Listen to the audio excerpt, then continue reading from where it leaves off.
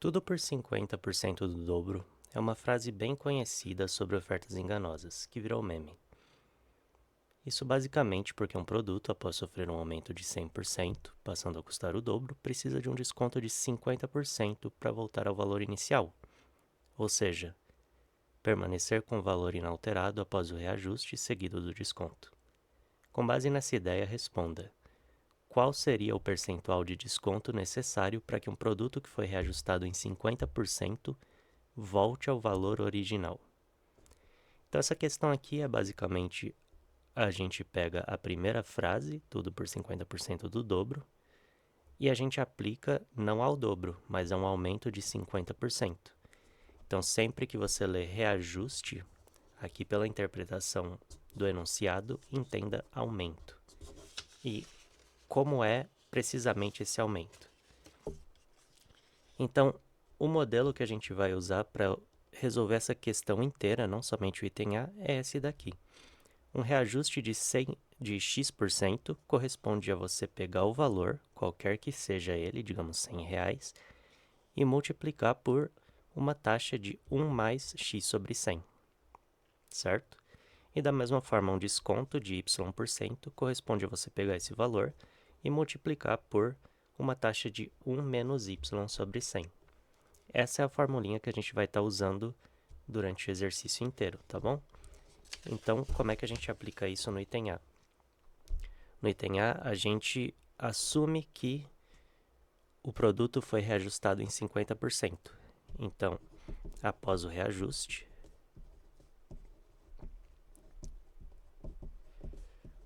o produto passou a custar quanto? 1 mais 50 sobre 100. Então, vamos escrever isso como 1,5p.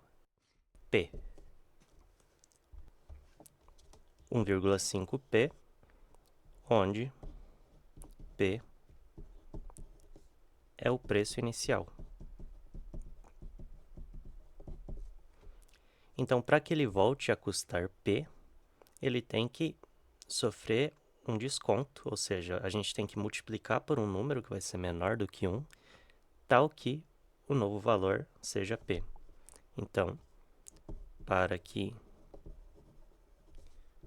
o preço volte a p, temos que multiplicar por quanto? Se a gente multiplicou por 1,5, nós temos que multiplicar pelo inverso disso, certo? Então, 1 sobre 1,5, ou, em fração, 2 sobre 3. Até porque 1,5 é 3 sobre 2, então o inverso disso é 2 sobre 3. Mas isso não é o que ele perguntou. Ele perguntou qual é o reajuste em porcentagem. Então, a gente quer resolver para o y%. Então, se y% corresponde a esse desconto, a gente vai aplicar a formulinha. 2 sobre 3 tem que ser essa coisa aqui e a gente vai resolver em y. Então, temos 2 sobre 3 igual a 1 menos y sobre 100. Isso vai implicar que y, como é que a gente faz essa conta? Y está com sinal negativo, eu posso passar para cá. Então, y vai ser 1 menos 2 terços. 2 terços veio para cá. E o 100 passa multiplicando. Tudo isso vezes 100. 1 menos 2 terços é igual a 1 terço. Então, isso vai ser 1 terço vezes 100. Isso já resolve a questão, e se a gente quiser colocar na forma decimal, 1 terço de 100 é aproximadamente 33%. Então, esse é o desconto que eu vou ter que aplicar para que o produto volte ao valor inicial, se inicialmente eu reajustar ele em 50%. Item B, admita que um produto que custa P seja reajustado em X% e, posteriormente, com desconto de Y%, volte a custar o mesmo valor P. Explicite Y em função de X no modelo apresentado. Isso é, exiba o desconto Y em função do reajuste X. Aqui ele está pedindo para a gente fazer a mesma coisa que a gente fez no item A, só que para valores abstratos. Eu subi X%, eu desci Y% e eu voltei ao valor original. Então essa questão é um pouquinho mais abstrata, mas ela aplica exatamente esse conceito aqui. A gente tem P, o preço inicial, reajustou por essa taxa, fez um desconto usando essa taxa e voltou ao valor inicial. Então qual que é a equação que a gente vai resolver? Essa daqui. Temos que resolver. Então aqui a gente tem P, a gente vai multiplicar por alguma coisa e a gente tem que voltar no P. Pelo que a gente vai multiplicar? Primeiro a gente reajustou em X, então 1 mais X sobre 100. Depois a gente descontou Y%, 1 menos Y sobre 100. Então essa é a equação que a gente tem que resolver e note que ela é o quê? Independente de P, né? Que a gente tem P dos dois lados, então essa equação é equivalente a 1 menos Y sobre 100, que multiplica 1 mais X sobre 100, igual a 1. E aqui a gente vai resolver a equação. Então, 1 menos Y sobre 100, 1 mais X sobre 100, a gente vai multiplicar o termo a termo. Aqui vai ficar 1 mais X sobre 100, menos Y sobre 100, mais a multiplicação desses dois termos, que vai ter o sinal de menos, menos xy sobre 100 ao quadrado. Tudo isso igual a 1. A gente tem um aqui, cancela. E olha que beleza, agora a gente tem um zero aqui e a gente tem um monte de termo que só atrapalha. Então a gente pode multiplicar tudo pelo termo maior, que é 100 ao quadrado. E aqui, como a gente tem um zero, não vai alterar. Então a gente vai multiplicar tudo por 100 ao quadrado e a gente vai ter o que aqui? 100x menos 100y. Aqui o 100 ao quadrado vai cancelar, a gente vai ter só xy. Tudo igual a zero, não altera nada. E o que o exercício pede? Explicite y em função de x. Então vamos isolar o y aqui, deixar y de um lado e tudo que tem x do outro. E aqui é simplesmente álgebra. O que a gente vai fazer? Temos y aqui, vamos pôr em evidência. Y que multiplica menos 100 menos x igual 100x passa como menos 100x para lá. Logo, falta um implica aqui, y é igual a isso daqui sobre esse daqui. A gente tem sinal de menos aqui, sinal de menos aqui, então a gente pode cancelar um com o outro. Vai ficar 100x positivo sobre, cancela o menos daqui, 100 mais x. E essa é a fórmula, y em função de x, isso resolve o exercício. Item C. Suponha que um produto tenha um reajuste de M% e depois um desconto de N%, voltando a custar o valor inicial. Considere que M e N são inteiros maiores que zero. Qual seria o menor valor de M para que N também seja um inteiro? Então essa questão pede para a gente supor agora que as nossas variáveis x e y são inteiras e ele pede também para a gente deduzir qual seria o menor valor possível inteiro, tal que essa equação aqui seja resolvida. Então, no começo, a gente vai escrever simplesmente a equação. Então, quaisquer que sejam esses valores mn,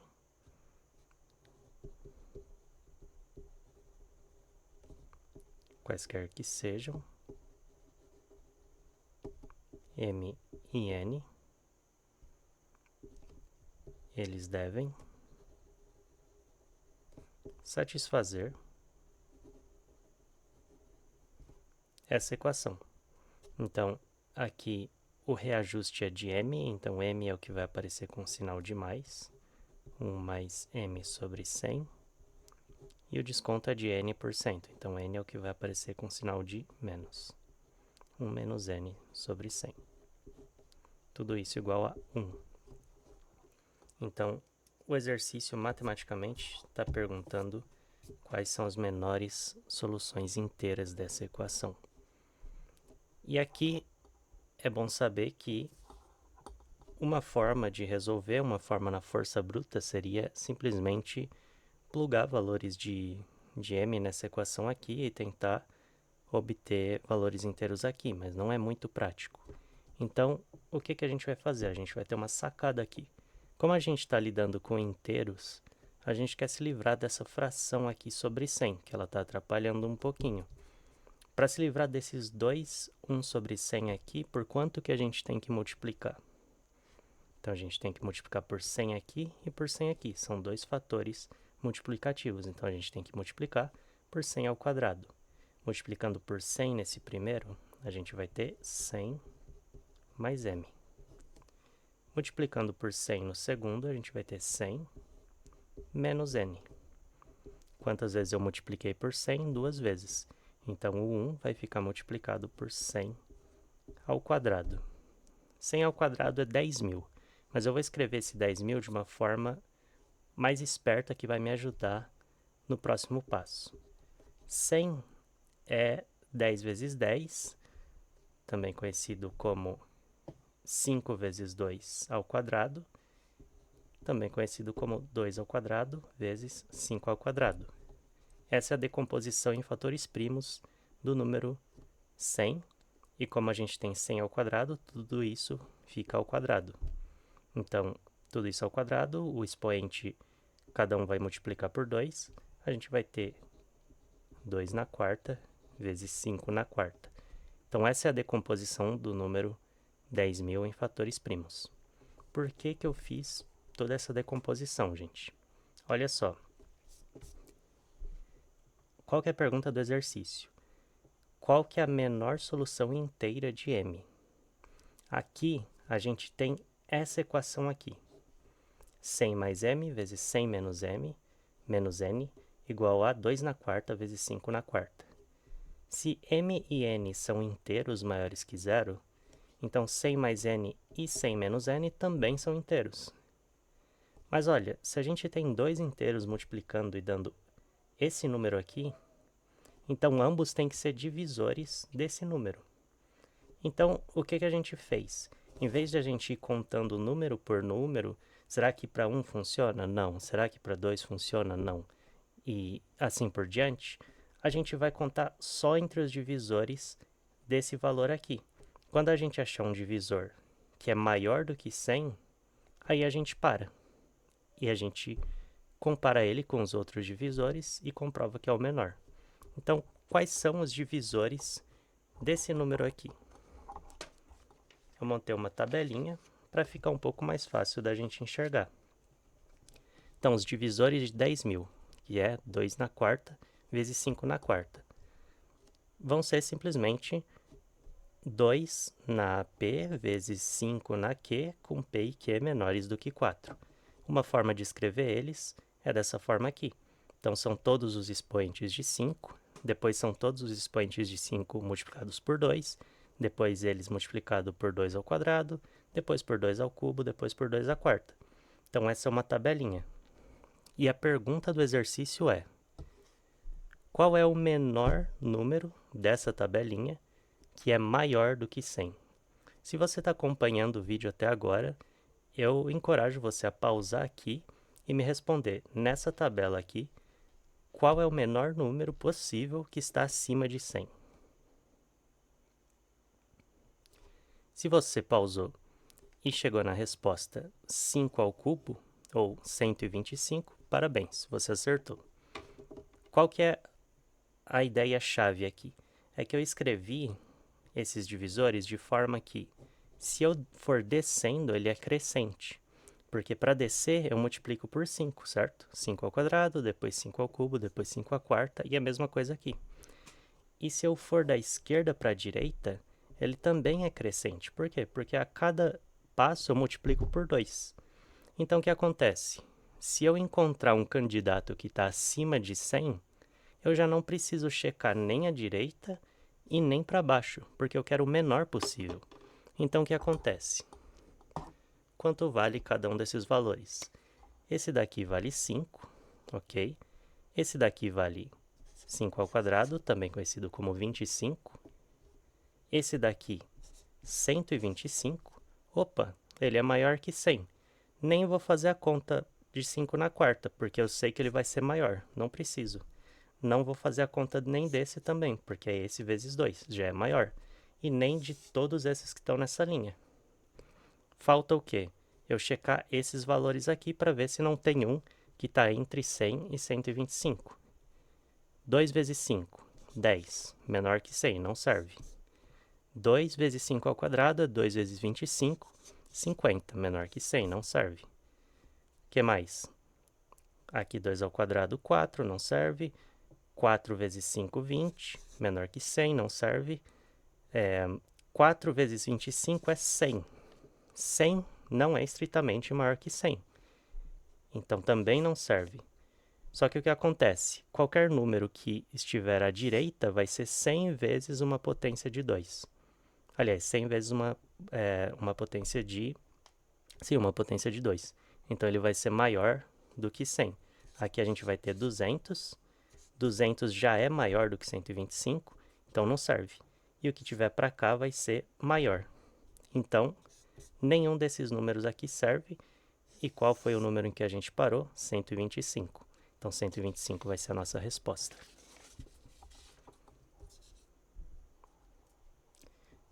Então, o menor divisor de 2 na quarta, 5 na quarta, acima de 100 é 125.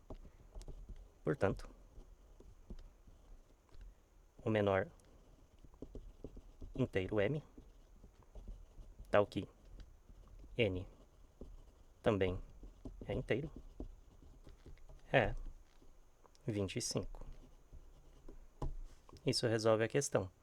Pode fazer a conta com o valor. Suponha que um produto custe R$100, você subiu 25%, ele passa a custar 125. Depois, se você quiser voltar a 100, você tem que reduzir 25. Mas 25 comparado a 125 é 25, perdão, é 20%. Então, essa é a resposta da questão.